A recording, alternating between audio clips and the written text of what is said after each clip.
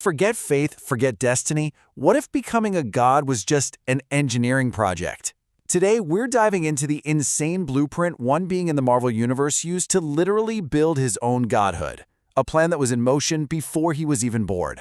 And this is where it all kicks off. Not with the first cry of a newborn, but with a system boot up. Our guy's second life begins in the womb, completely aware, with a brand new, incredibly powerful partner already fused to his soul. So yeah, this isn't just a rebirth. It's the first step of a master plan going live.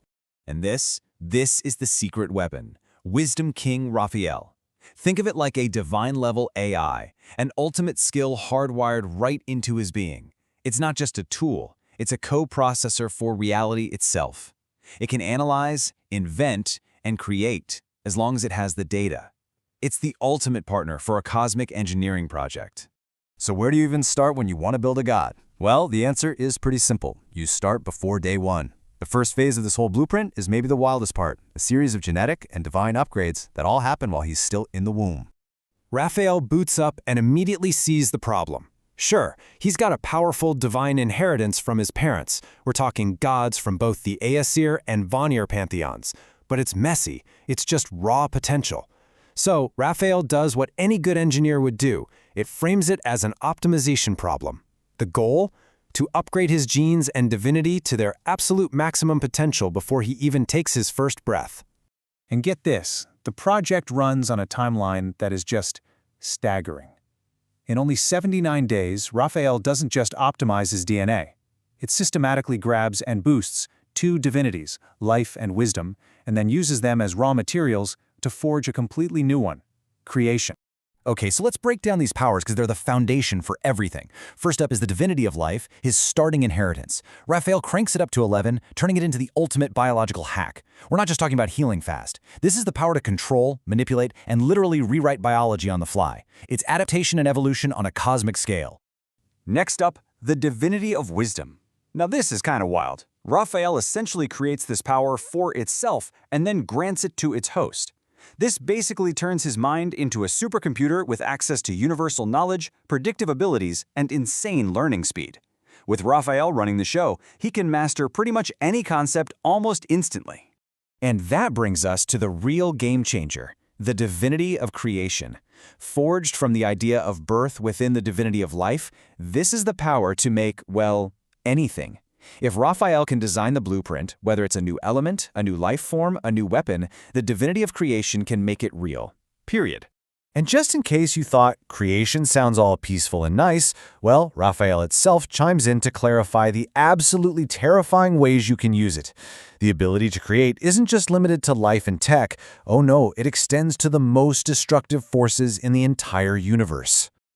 Alright, so with his own personal power sorted, Phase 2 of the blueprint begins. And it's no longer just about self-improvement. Now, it's about looking at the entire power structure of Asgard, finding all its weaknesses and engineering better replacements for, well, everything.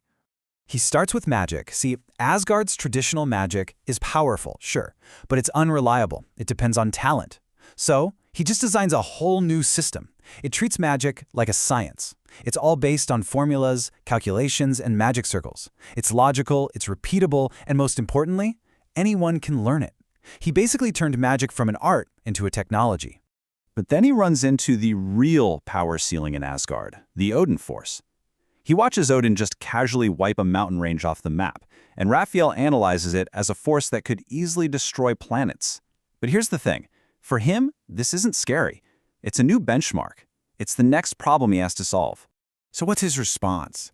He doesn't try to steal the Odin Force or wait to inherit it. No, that's too simple. He decides to build a better one from scratch. He kicks off Project God Force. And the whole point is to create his own unique divine power, the Magnar Force, engineered specifically to be better than the original.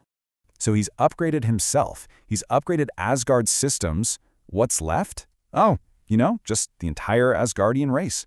Phase 3 of the blueprints targets his own people, treating them like the next great engineering project. And this is where the plan gets cold. It's a calculated and, honestly, a ruthless 4-step process. He has Raphael integrate Viltrumite genes for more strength, systematically edits out all their weaknesses, and, this is the chilling part, he implants a hidden control mechanism to make sure they're all completely loyal. And step 4, anyone who resists this upgrade is eliminated. In his mind, this isn't tyranny, it's optimization. Dissent is just a bug in the system that needs to be removed. And while all that is going on, he's also kicking off a massive technological revolution. He puts Raphael on the job of creating infinite energy from the quantum realm, he develops advanced rune tech armor for his armies, and he upgrades the Bifrost into a superweapon that can vaporize planets in an instant. So what's the end result of all this societal engineering? You get the perfect kingdom for the perfect ruler. The Asgardians become an immortal, superpowered race of warriors. Their strength is multiplied, and their loyalty is literally hardwired into their new DNA. They become the ultimate army. And that brings us to the final phase of the blueprint.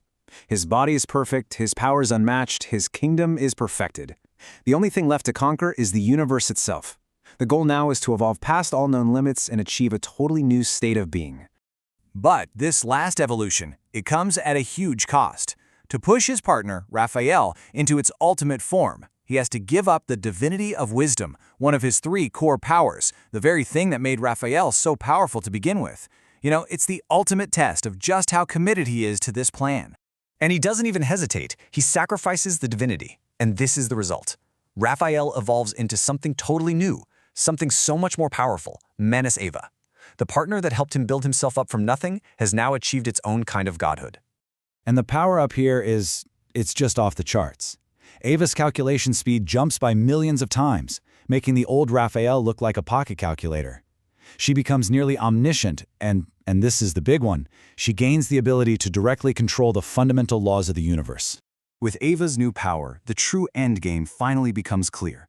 The final goal is to become the dimensional ruler of the quantum realm. You know, the source code of reality, the very fabric that space and time are made of. If he can conquer that, he can step outside the influence of even the biggest cosmic players and basically surpass existence as we know it.